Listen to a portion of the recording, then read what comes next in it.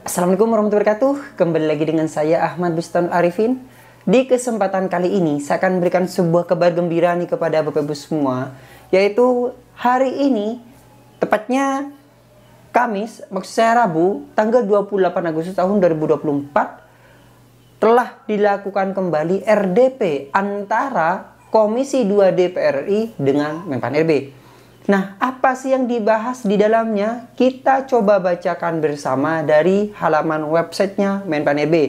Jadi mungkin Bapak Ibu semua malas membaca, silakan dengarkan informasi yang akan saya sampaikan kepada Bapak Ibu semua. Sedangkan untuk cuplikan-cuplikan videonya saya akan cantumkan di kesempatan berikutnya. Namun sebelum kita ke informasi, coba absen terlebih dahulu nih dari kabupaten kota mana saja sih Bapak Ibu semua berasal di kolom komentar di bawah ini. Contoh saja Surabaya hadir Mas, Jakarta hadir Mas, Bandung hadir Mas, dan kota-kota lain di seluruh Indonesia. Sebelum kita ke informasi, alangkah baiknya Bapak bisa like, comment, share, dan subscribe channel ini. Kemudian Bapak Ibu juga bisa ikut Telegram saya di @stredia channel. Atau Bapak Ibu juga follow TikTok dan Instagram saya di @arifin_. Langsung saja kita lihat videonya berikut ini. Nah, di kesempatan kali ini Bapak Ibu semua saya akan mencoba untuk menyampaikan salah satu informasi. Di sini ada informasi dari halaman websitenya Menpan RB langsung, jadi saya tidak mengada-ada dari berita-berita, tapi langsung dari halaman websitenya Menpan RB. Informasinya seperti ini. Bertemu Komisi 2 DPR. Menteri Anas urai penyelesaian tenaga non-ASN hingga digitalisasi manajemen ASN. Nah, terkait dengan tenaga non-ASN kembali. Padahal Bapak Ibu semua mengetahui nih bahwasanya tidak ada yang namanya pengangkatan secara otomatis. Semuanya harus tes. Nah, coba bagaimana hasilnya antara Menpan RB dengan Komisi 2 DPR RI yang tadi telah dilaksanakan. Coba kita baca. Nah, Jakarta.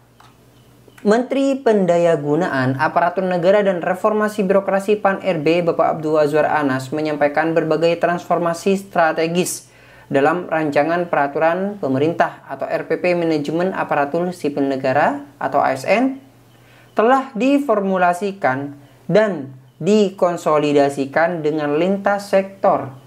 Transformasi strategis tersebut salah satunya dalam lingkup penyelesaian tenaga non-ASN. Karena yang dibahas memang lebih cenderung bagaimana sih penyelesaian tenaga non-ASN ini. Padahal Bapak Ibu semua mengetahui RPP manajemen tersebut bukan hanya terkait dengan honorer atau tenaga non-ASN, tapi juga terkait dengan P3K yang sudah diangkat, terkait dengan gaji para ASN. Tapi yang dititikberatkan yang selalu dibahas adalah terkait dengan penuntasan tenaga non-ASN. Jadi sangat istimewa nih Bapak Ibu honorer tentunya.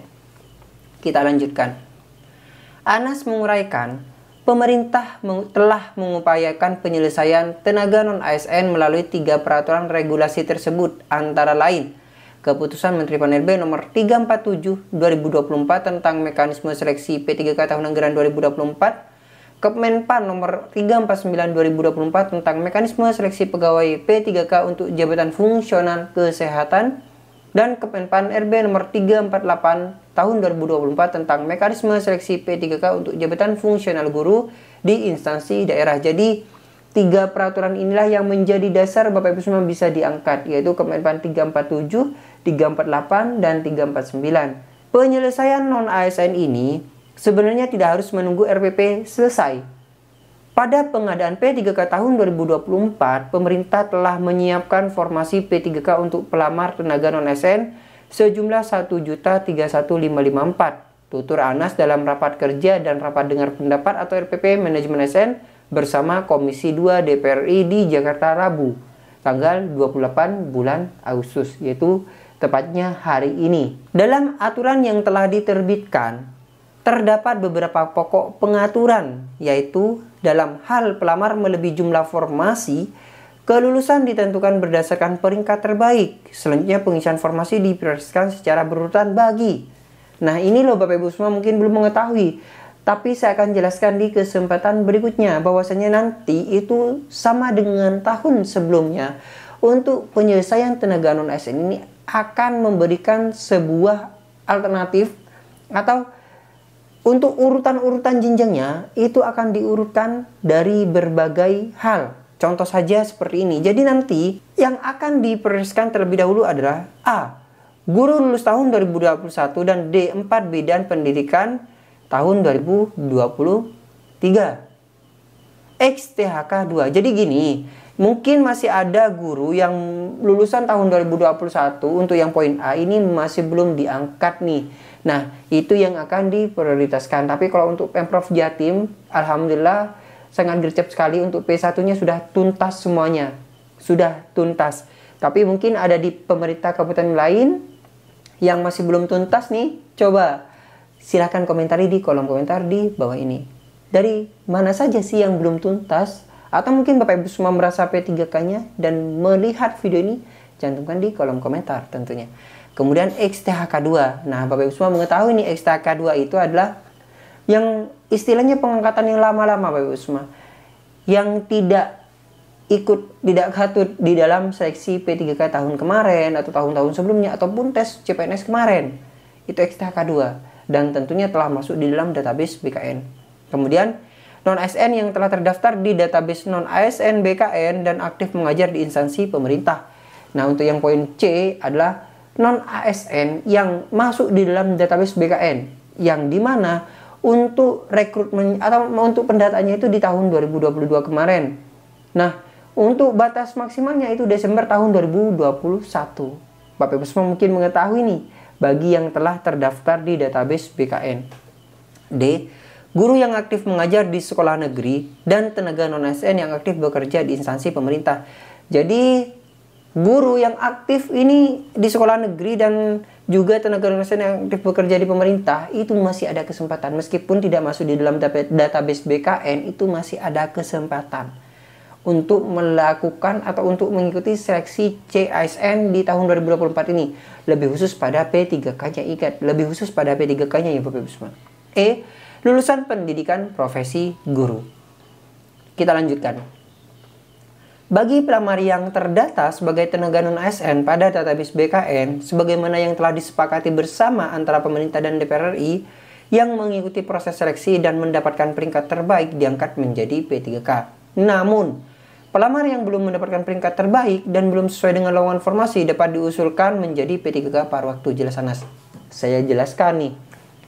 Jadi bagi Bapak Ibu semua pelamar yang telah terdata di dalam database BKN sebagaimana yang telah disepakati antara Menpan dan juga Komisi 2 DPR RI, nah itu mengikuti seleksi di tahun ini.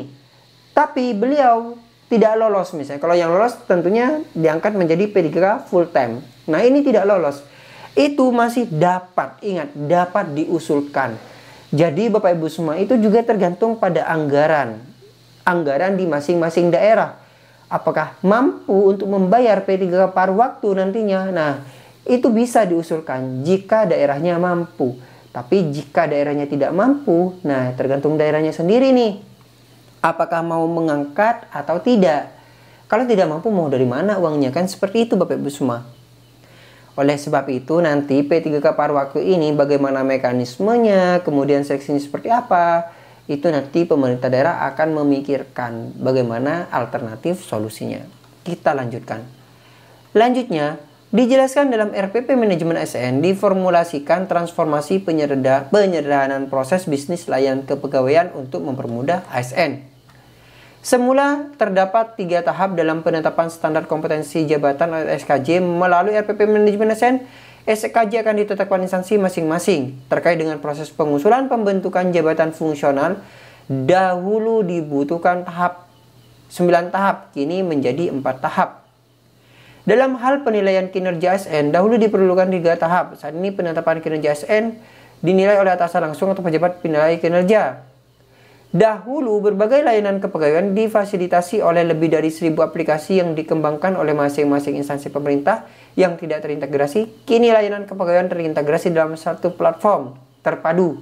Jelasnya, memang Bapak Ibu semua saya akui saat ini usulan kenaikan pangkat, kemudian usulan pensiun, kemudian berkala, mungkin nantinya kalau berkala sudah melalui platform yang namanya CASN miliknya BKN.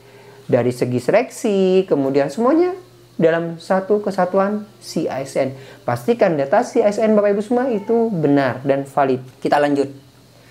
Sejalan dengan penyederhanaan proses bisnis, Kementerian PAN-RB terus mematangkan digitalisasi manajemen ASN dengan pengembangan portal administrasi pemerintahan di bidang layanan aparatur negara yang menjadi bagian dalam portal nasional yang dikelola oleh INA Digital.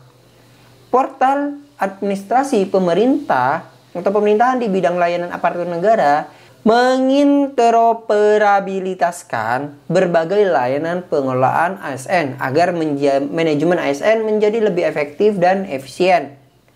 Layanan tersebut meliputi perencanaan, pengadaan, budaya kinerja, pengawasan, kinerja, talenta, kompetensi, sampai dengan penghargaan dan pemberhentian ASN ibunya.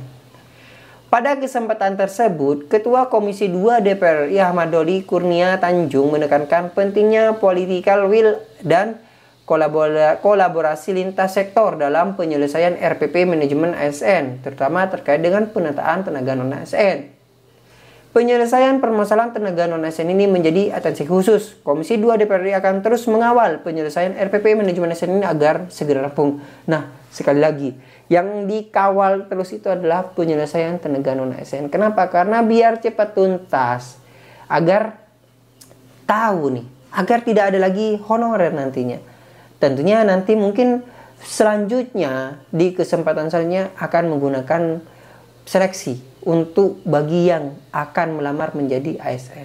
Dalam artian grow, zero grow. Jadi kosong kemudian ditempati, diisi kekosongan tersebut. Tidak menunggu. Kalau kemarin-kemarinnya kan menunggu sehingga sekolah merekrut. Kan seperti itu. Atau mungkin instansi lain merekrut. Menunggu dari pusat tidak ada sehingga merekrut sendiri. Nah, mungkin nantinya kedepannya akan lebih tertata lagi dalam proses rekrutmen untuk pegawai di pemerintah. Mungkin sekian informasi kali ini, semoga bermanfaat. Untuk cuplikan videonya kita lihat di kesempatan berikutnya. Assalamualaikum warahmatullahi wabarakatuh.